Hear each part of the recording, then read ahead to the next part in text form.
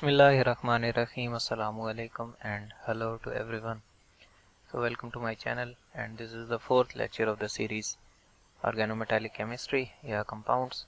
और ये लेक्चर जो है ये पार्ट 2 है, पिछली वाली वीडियो की कंटिन्यूएशन है जिसके अंदर हम रिएक्शंस पढ़ रहे थे ऑर्गेनोमेटालिक कंपाउंड्स के, और उसके अंदर हमने ऑक्सीडेटिव एडिशन और रिडक्टिव एलिमिनेशन जो है वो हमने पढ़ ली थी। ठीक है, तो अगर आपने वो दो अभी तक नहीं पढ़े तो वो पढ़ लें पहले, फिर ये वीडियो जो है कंसल्ट करें। ठीक है जी। So moving on to next reaction, दो हमने पढ़ लिए थे, रिएक्शन नंबर 3 हम इसके अंदर पढ़ेंगे, that is oxidative coupling. Oxidative coupling reactions. अच्छा, तो ऑक्सीडेटिव कपलिंग रिएक्शंस क्या होते हैं? ऑक्सीडेटिव कपलिंग ऐसे रिएक्शंस होते हैं जिसके अंदर जो मेटल होता है, अगर तो उसके साथ दोनों साइड पे दो अनसैचुरेटेड लिगेंड्स लगे हुए हैं। ठीक है, अनसैचुरेटेड लिगेंड्स, बस उसके अंदर मतलब अनसैचुरेशन हो लिगेंड किसी भी किस्म का सकता है, मैंने बिल्कुल सिंपल सा बनाया है। तो मेटल क्या करता है, मेटल इनके दरमियान कपलिंग इंड्यूस करता है। कपलिंग का मतलब क्या है कि ये वाला एक लिगेंड और दूसरा लिगेंड, इन दोनों को आपस में जोड़ देता है। ठीक है, अब वो कपलिंग कैसे इंड्यूस करता है, देखो अब यहाँ पर ये वाला जो बॉन्ड बना हुआ है लिगेंड और इस मेटल के दरमियान, आप लोगों को पता है कि ये बॉन्ड नहीं है, बल्कि क्या है कि एक अनसैचुरेटेड लिगेंड जो है वो मेटल को इलेक्ट्रॉन्स डोनेट कर रहा है। इस बात का मतलब क्या है? इस बात का मतलब ये है कि इन रियल इसको लिखने का तरीका जो है वो ये है, मतलब इस तरह से जब हम लिखते हैं ऐसे, तो ये इस तरह का, ये बॉन्ड नहीं है। ठीक है, जिस तरह से भी इस तरह अगर अनसैचुरेशन लगी हुई है तो वो हम कहते हैं कि ये बॉन्ड एग्जैक्ट नहीं है, बल्कि है कि ये दोनों कार्बन हैं, ये मेटल को इलेक्ट्रॉन्स डोनेट कर रही हैं। तो अब मेटल क्या करता है, इनके दरमियान कपलिंग इंड्यूस करता है, और कपलिंग का रिजल्ट क्या होता है कि ये जो लिगेंड्स हैं आपस में जुड़ जाते हैं, और इस जगह पर ये जो वाइट लाइंस हैं इन जगह पर स्पेसिफिक एक बॉन्ड जो है वो जेनरेट हो जाता है। ठीक है जी, तो इसका रिजल्ट जो है वो कुछ इस तरह से आता है, यहाँ पर ये बॉन्ड्स बन जाते हैं और ऐसे। ठीक है, अब इस चीज़ का मैकेनिज्म क्या है? मैकेनिज्म इस चीज़ का ये है कि ये वाला डबल बॉन्ड यहाँ पर शिफ्ट होता है, मेटल के पास भी इलेक्ट्रॉन्स हैं वो यहाँ पर शिफ्ट करता है, और ये वाला डबल बॉन्ड इधर दरमियान में शिफ्ट हो जाता है। तो ओवरऑल क्या होता है, एक सर्कल सा या साइकिल सा कंप्लीट हो जाता है। तो इस तरह के रिएक्शन जो होते हैं इनको हम कहते हैं ऑक्सीडेटिव कपलिंग रिएक्शंस, कि जिसके अंदर क्या है कि मेटल कपलिंग इंड्यूस करता है जो उसके साथ दो लिगेंड्स जुड़े हुए हैं जो कि अनसैचुरेटेड होने चाहिए। इसी तरह से हम इसकी एक और एग्जांपल भी लिख सकते हैं जिसके अंदर लिगेंड मेटल, यहाँ पर लेट्स से एक ट्रिपली बॉन्डेड लिगेंड है। ठीक है, और इसके साथ आगे फर्दर दो आर ग्रुप्स लगे हुए हैं।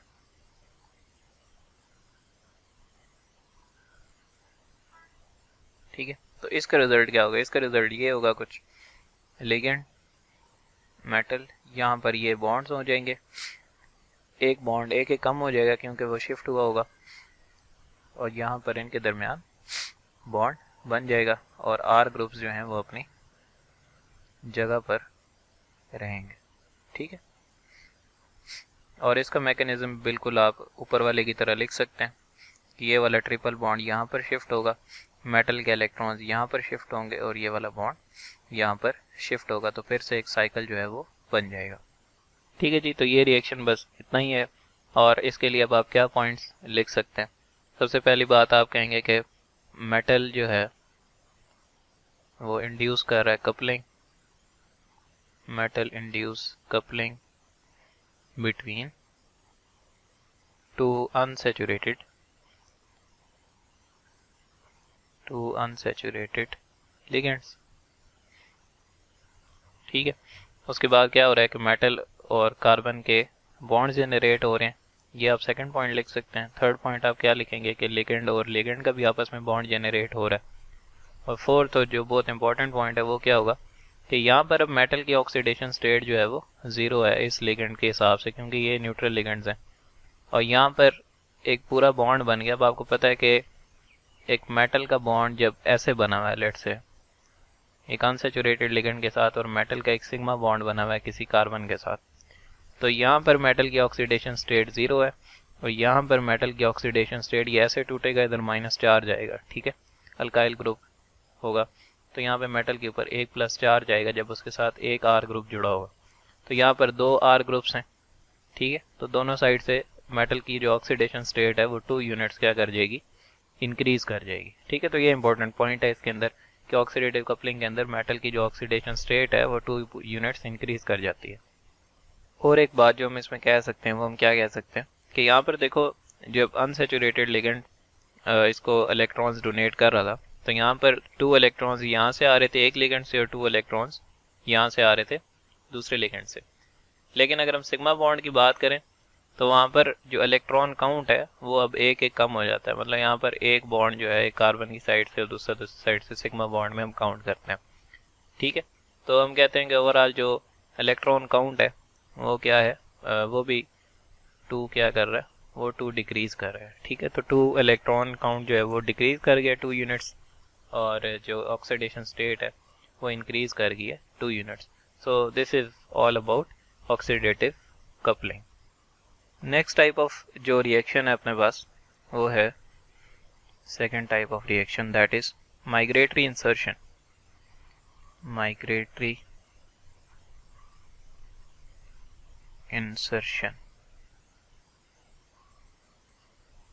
अच्छा, तो माइग्रेटरी इंसर्शन क्या होती है, देखो फिर वही आप इसके नाम से देख सकते हैं, माइग्रेशन होगी पहले। माइग्रेटरी से मतलब क्या है कि माइग्रेशन होगा पहले, माइग्रेशन ऑफ लिगेंड होगा पहले, और फिर उसके बाद क्या होगा, इंसर्शन ऑफ न्यू लिगेंड होगा, इंसर्शन ऑफ न्यू लिगेंड, ठीक है। तो हम इसको डिफाइन ऐसे कर सकते हैं, that migration of a ligand followed by insertion of a new ligand is called migratory insertion. इसके अंदर जो हम रिएक्शन देखेंगे जो बहुत ज़्यादा स्टडी किए गए, 4 नंबर है, 2 पहले, तीसरा और चौथा, ठीक है। तो इसके अंदर जो हम रिएक्शन ज़्यादातर जो स्टडी किया गया वो रिएक्शन है, जो रिएक्शन स्टडी किया गया वो रिएक्शन है insertion of CO into metal alkyl bond, ठीक है, या MCH3 मेटल मिथाइल बॉन्ड। और इसका जो रिजल्ट आता है, मतलब ये जब इंसर्शन होती है तो इसका जो रिजल्ट आता है वो आता है एसाइल कॉम्प्लेक्स आता है, मतलब C डबल बॉन्ड हो इधर दरमियान में आ जाता है और CH3 इस तरह, वो हम देखते हैं किस तरह एसाइल कॉम्प्लेक्स जो है वो इसका रिजल्ट होता है, ठीक है। तो ये रिएक्शन जो है ये ज़्यादातर स्टडी किए गए। तो अभी हम इसकी एग्जांपल लिखते हैं कि ये रिएक्शन कैसे होता है। मैंगनीज है अपने पास और मैंगनीज के साथ 5 यूनिट्स कार्बोनाइल के लगे हुए, 1 2 3 4 एंड 5, और 1 यूनिट जो है वो CH3 का लगा हुआ है। और यहाँ पर हम एक और कार्बोनाइल लाते हैं और इसका रिजल्ट जो है वो कुछ इस तरह से होता है, मैंगनीज कार्बोनाइल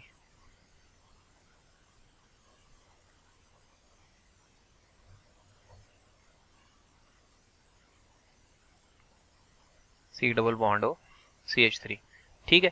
तो इस तरह से अब ये जो रिएक्शन है, इस रिएक्शन के 3 मैकेनिज्म जो है वो प्रपोज किए गए थे। एक तो मैकेनिज्म ये प्रपोज किया गया था कि मैं इस तरह इसको लिखता हूँ, ये जो कार्बोनाइल है जो ऐड हो रहा है, एक मैकेनिज्म ये प्रपोज किया गया था कि ये कार्बोनाइल जो है ये डायरेक्ट इंसर्ट हो जाता है। चलो हम इसको आगे दोबारा लिखते हैं कि मैकेनिज्म 1 जो प्रपोज किया गया था उसके अकॉर्डिंग क्या था कि आने वाला जो अपने पास कार्बोनाइल है वो डायरेक्टली इंसर्ट होता है, direct insertion into metal CH3 bond, ठीक है। मतलब अपने पास ये मैंगनीज, उसी तरह दोबारा लिख लेते हैं जल्दी से, सॉरी, कार्बोनाइल CH3 और आने वाले को हम दूसरे कलर से लिख लेते। तो 3 मैकेनिज्म जो है वो प्रपोज किए गए। पहले मैकेनिज्म के अकॉर्डिंग उन्होंने क्या बोला है कि ये जो आने वाला सीओ है, ठीक है, ये डायरेक्टली इंसर्ट हो जाता है, मतलब मैंगनीज, और यहाँ पर जो अपने पास सीओ होता है वो वाला सीओ है जो हम ऐड कर रहे हैं, ठीक है, CH3। एक तो पहला मैकेनिज्म ये प्रपोज किया गया। मैकेनिज्म 2 के अंदर क्या प्रपोज किया गया कि अपने पास जो कार्बोनाइल है, यहाँ से कार्बोनाइल क्या करता है, वो आकर इस मेटल CH3 बॉन्ड में इंड्यूस होता है, और इसके दरमियान में जो इंटरमीडिएट स्टेट बनती है वो ये बनती है कि यहाँ पर एक खाली जगह रह जाती है, ठीक है, और ये C double bond O CH3 जो है वो ऐसे बनता है, बाकी कार्बोनाइल अपनी जगह पर हैं, ठीक है। और फिर नेक्स्ट स्टेप में जो आने वाला CO होता है वो इस वैकेंट स्टेट में ऐड हो जाता है। और फिर जो थर्ड मैकेनिज्म प्रपोज किया गया उसके अकॉर्डिंगली ये था कि मैं यहाँ पर लिखता हूँ कि मैंगनीज इस तरह से, ये कार्बोनाइल आपको पता है इस तरह से जुड़ा हुआ है ऐसे, और यहाँ पर CH3 है। तो जो थर्ड मैकेनिज्म प्रपोज किया गया वो ये था कि ये वाला जो CH3 है ये इस कार्बन के ऊपर शिफ्ट होता है, ठीक है, और ये बॉन्ड आगे, तो ये आपको पता है C डबल बॉन्ड O बन जाएगा। तो ये चीज़ बन जाती है मैंगनीज, यहाँ पर एक वेकेंट स्टेट रह जाती है C double bond O CH3, और उसके बाद आने वाला जो CO है वो इस वेकेंट स्टेट के अंदर ऐड हो जाता है और अपने पास फाइनल प्रोडक्ट बन जाता है, ठीक है। तो ये 3 मैकेनिज्म प्रपोज किए गए। मैं दोबारा से रिपीट करता हूँ। पहले मैकेनिज्म के अंदर क्या कहा गया कि ये आने वाला CO जो है वो मेटल CH3 बॉन्ड के दरमियान में डायरेक्टली इंसर्ट होता है। सेकेंड मैकेनिज्म के अकॉर्डिंग ये कहा गया कि अपने पास जो कार्बोनाइल है वो माइग्रेट करता है मेटल और CH3 के बॉन्ड के अंदर, फिर एक वेकेंट स्टेट रह जाती है और बाहर वाला CO जो है वो उस वेकेंट स्टेट को क्या करता है, फिल करता है। थर्ड मैकेनिज्म के अकॉर्डिंगली क्या कहा गया कि जो CH3 है वो करता है माइग्रेट और पीछे एक वेकेंट स्टेट रह जाती है, और फिर उस वेकेंट स्टेट को पूरा करने के लिए बाहर से कार्बोनाइल जो है वो आता है, ठीक है। तो इस चीज़ को जाहिर सी बात है फिर चेक किया गया। सबसे जो बेस्ट टेक्निक है चेक करने की वो तो स्पेक्ट्रोस्कोपी है, और साथ में एक और टेक्निक का इस्तेमाल किया गया वो था आइसोटोपिक लेबलिंग। तो आइसोटोपिक लेबलिंग की गई, आने वाला जो अपने पास कार्बोनाइल था उसकी आइसोटोपिक लेबलिंग की गई, और फिर चेक किया गया कि वो कहाँ पर ऐड होता है, ठीक है, मतलब आने वाला जो था इसको C13O कर दिया गया, और फिर जो चीज़ देखी गई उसमें किसी भी जगह पर ये वाला जो कार्बोनाइल था वो अपने पास मैंगनीज इस तरह से कोई एक प्रोडक्ट भी नहीं मिला, ठीक है। इस तरह का प्रोडक्ट कब मिलना है, जो मैकेनिज्म 1 जब फॉलो होगा, मतलब ये CO जो है वो डायरेक्टली जब इंसर्ट होगा इस मेटल और अल्काइल के बॉन्ड के दरमियान में, तो उस टाइम हमें जो है ये वाला प्रोडक्ट मिलना चाहिए, जिसमें से कि बाहर वाला आने वाला जो CO है वो हमें मेटल और CH3 के बॉन्ड के दरमियान में नज़र आना चाहिए। जब इस तरह का कोई प्रोडक्ट नहीं मिला तो इसका मतलब है कि जो मैकेनिज्म 1 था वो रूल आउट हो गया। मैकेनिज्म 1 जो है वो क्या हुआ, वो रूल आउट हो गया। No product was observed like this, ठीक है, तो आप लोग ये लिख सकते हैं। सेकेंडली आइसोटोपिक लेबलिंग से मैकेनिज्म 1 को तो रूल आउट कर दिया गया।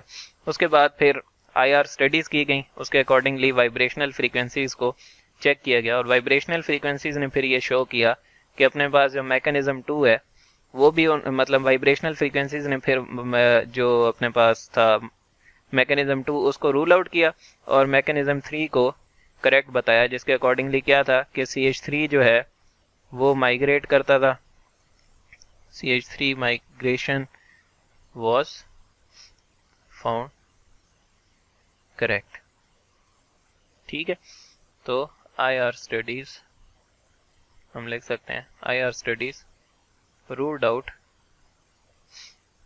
मैकेनिज्म 2, सही है जी।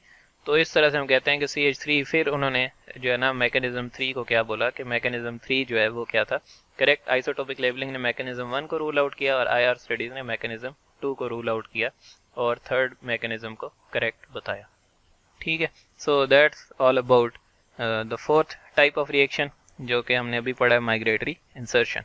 लास्ट टाइप ऑफ रिएक्शन हम देख लेते हैं जो ऑर्गेनोमेटालिक्स के अंदर होता है। 5 नंबर बीटा, इसको H जो है ये हाइड्राइड है, ठीक है, एलिमिनेशन या एब्स्ट्रैक्शन भी कुछ जगह पर लिखा होता है। तो this is the fifth type of reaction जो कि ऑर्गेनोमेटालिक्स शो करते हैं। अब ये जो बीटा हाइड्राइड एलिमिनेशन है, अच्छा सॉरी एक चीज़ भी पीछे रह गई है, खैर वो रह तो गई है लेकिन उसका यहीं पे बताना जो है ना वो बेस्ट रहेगा कि जो माइग्रेटरी इंसर्शन है, उसका बॉक्स लगा के साइड पे लिख लो, ये जो माइग्रेटरी इंसर्शन है वो अल्कीन्स के अंदर भी ऑब्जर्व की जाती है। माइग्रेटरी इंसर्शन इन अल्कीन्स। अच्छा, अल्कीन्स के अंदर देखो किस तरह से होती है। लेट से मेटल है और इसके साथ अपने पास एक साइड पे हाइड्रोजन लगा हुआ है और एक साइड पे CH2 डबल बॉन्ड CH2 ये लगा हुआ, ठीक है। तो इसके अंदर माइग्रेटरी इंसर्शन किस तरह से होगी, वो किस तरह से होगी कि ये वाला जो डबल बॉन्ड है ये यहाँ पर शिफ्ट होगा, ठीक है, और ये वाला जो हाइड्रोजन है ये यहाँ पर शिफ्ट हो जाएगा।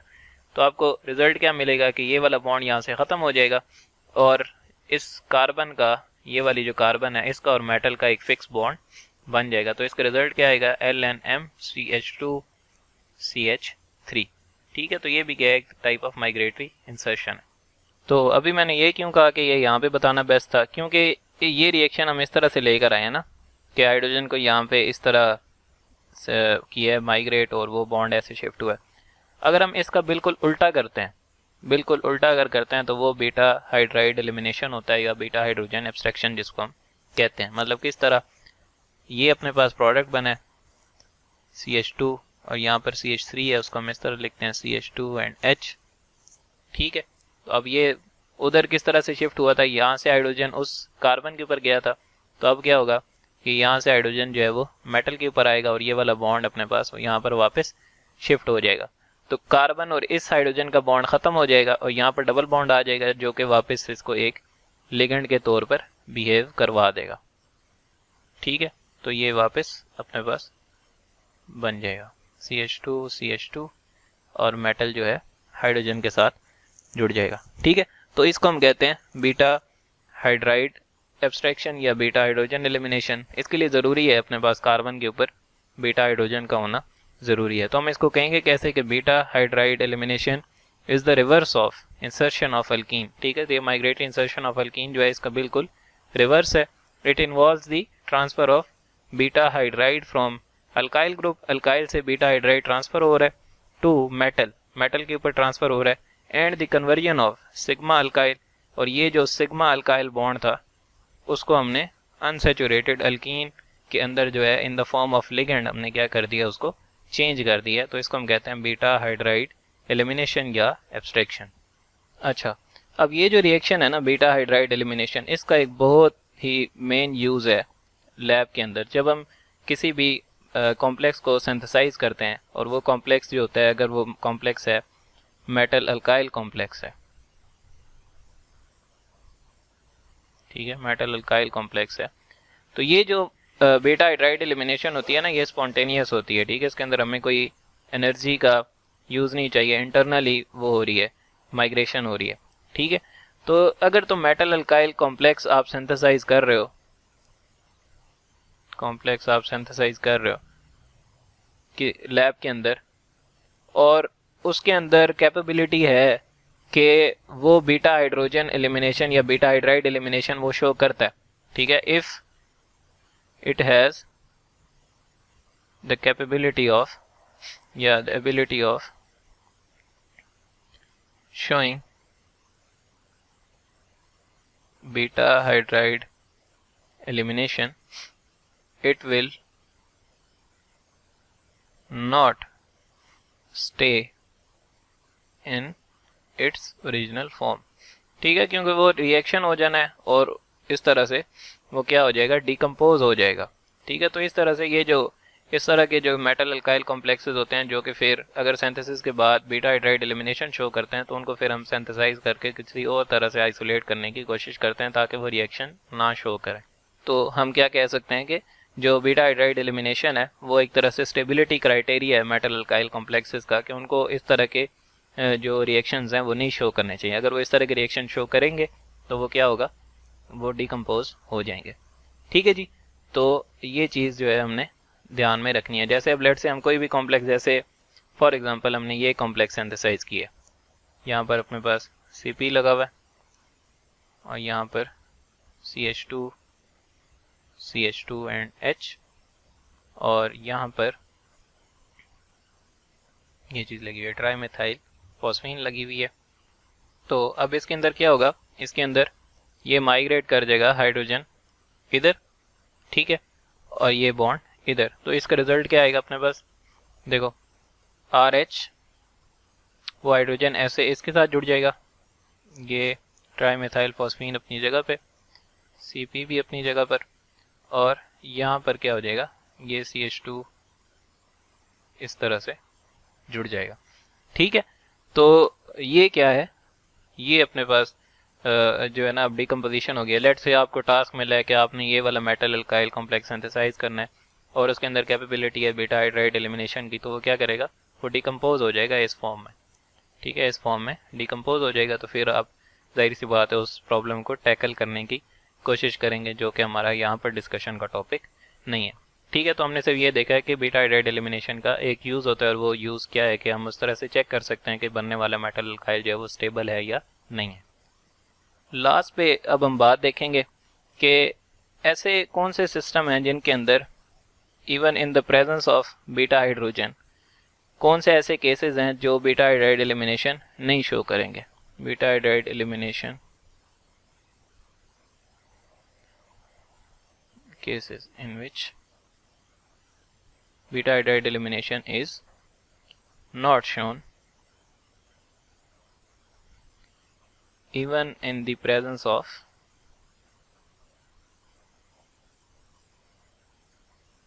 Beta hydrogen. ठीक है, कि कौन से ऐसे केसेस हैं जिसके अंदर बीटा हाइड्रोजन प्रेजेंट भी है लेकिन स्टिल जो है वो नहीं शो कर पा रहे बीटा हाइड्राइड एलिमिनेशन। तो वो दो केसेस हम लिखते हैं। पहला केस जो है कि अगर इस तरह के कंपाउंड्स हैं जिनका रिजल्ट अब क्या बन रहा है, अल्कीन बनती है ना, तो अगर तो रिजल्टेंट अल्कीन जो है वो अनस्टेबल है। ठीक है, if resultant alkene is unstable या इस तरह की अल्कीन नहीं बन सकती, तो उन केसेस में बीटा हाइड्राइड एलिमिनेशन नहीं शो होगा even in the presence of beta hydrogen. तो फॉर एग्जांपल ये एक एग्जांपल है अपने पास। ठीक है, तो यहाँ पर मेटल लगा हुआ है, अब ये बीटा पोजीशन है और ये बीटा पोजीशन है, दोनों पर हाइड्रोजन प्रेजेंट है, लेकिन आपको पता है कि इसका जो रिजल्ट है वो क्या आना है, यहाँ पर एक डबल बॉन्ड आना है इस जगह पर। ठीक है, जो कि पॉसिबल नहीं है, जिसको हम कहते हैं ऑर्गेनिक केमिस्ट्री में ब्रेड्स रूल कहते हैं। ब्रेड्स रूल हम BRE, ठीक है, ब्रेड्स रूल, जिसके अकॉर्डिंगली क्या होता है कि ब्रिज एट पोजीशंस पर कौन कौन सी चीज़ें अनस्टेबल होती हैं वो इनके बारे में डिस्कशन करता है, जिनमें से एक अल्कीन है कि यहाँ पर अल्कीन बनना क्या है, अनस्टेबल है। तो अगर तो रिजल्टेंट अल्कीन अनस्टेबल है तो वो क्या होगा, इस तरह का नहीं बन पाएगा रिजल्ट। ठीक है, तो ये हो गया फर्स्ट पॉइंट, जिसके अंदर जो है अगर बीटा हाइड्रोजन प्रेजेंट भी है फिर भी वो हमें बीटा हाइड्राइड एलिमिनेशन नहीं शो करेगा। सेकंड केस ये है कि if beta carbon is sp और sp2 हाइब्रिडाइज्ड। ठीक है, अब इसकी मेन वजह ये होती है कि बीटा कार्बन जब तक sp3 हाइब्रिडाइज जब होती है तो सिंगल बॉन्ड होता है, वो रोटेट करता है, तो वो एक खास कन्फिग्रेशन में आ सकता है। ठीक है, कि वो इस तरह से ये माइग्रेशन या ये एलिमिनेशन शो कर सके। अगर तो बीटा हाइड्रोजन sp है या sp2 है तो वो फिर फिक्स होते हैं काफ़ी हद तक। जैसे sp है, लेट से अपने पास यहाँ पर मेटल है और यहाँ पर कार्बन, यहाँ पर लेट से हाइड्रोजन लगा हुआ है। ठीक है, तो ये वाला जो हाइड्रोजन है अब इसकी कन्फिग्रेशन ऐसी नहीं है कि ये यहाँ से इधर माइग्रेट कर सके और ये बॉन्ड इधर आ सके, क्योंकि यहाँ पर भी पहले सी ट्रिपल बॉन्ड सी है, और अगर ये बेशक सी ट्रिपल बॉन्ड सी आगे भी हो, फिर भी इस तरह की चीज़ें जो हैं वो होना पॉसिबल नहीं होती, क्योंकि ये वाला जो हाइड्रोजन है वो ख़ास एक कन्फिग्रेशन में नहीं आ सकता कि वो मेटल के ऊपर माइग्रेट करे इन बोथ केसेस, sp या sp2 हाइब्रिडाइज। ठीक है, तो ये दो केसेस होते हैं जिनके presence, even in the presence of beta hydrogen, अपने पास बीटा हाइड्राइड एलिमिनेशन नहीं होती।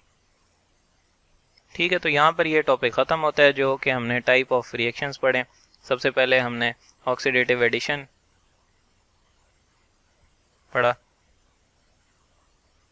और उसके बाद हमने रिडक्टिव एलिमिनेशन पढ़ा,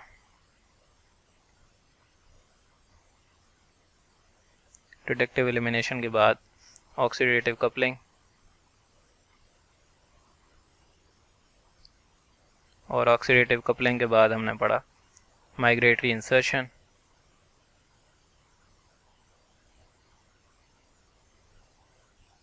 और लास्ट पे हमने पढ़ा बीटा हाइड्राइड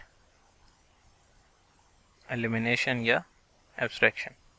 ठीक है जी, तो ये कोई 5 अभी हमने रिएक्शंस पढ़े हैं, और भी होंगे लेकिन मैं इतना ही बता रहा हूँ। और होमोजेनियस कैटालाइसिस के अंदर कुछ रिएक्शंस होते हैं, वो अगर हमने उसके लेक्चर्स पढ़े तो फिर हम वो भी पढ़ लेंगे, जिसके अंदर हाइड्रोजिनोलाइसिस, हाइड्रोफॉर्माइलेशन, ये वाले रिएक्शंस जो हैं वो आते हैं, लेकिन अभी तक हम जो है इसको इधर तक ही रख रहे हैं।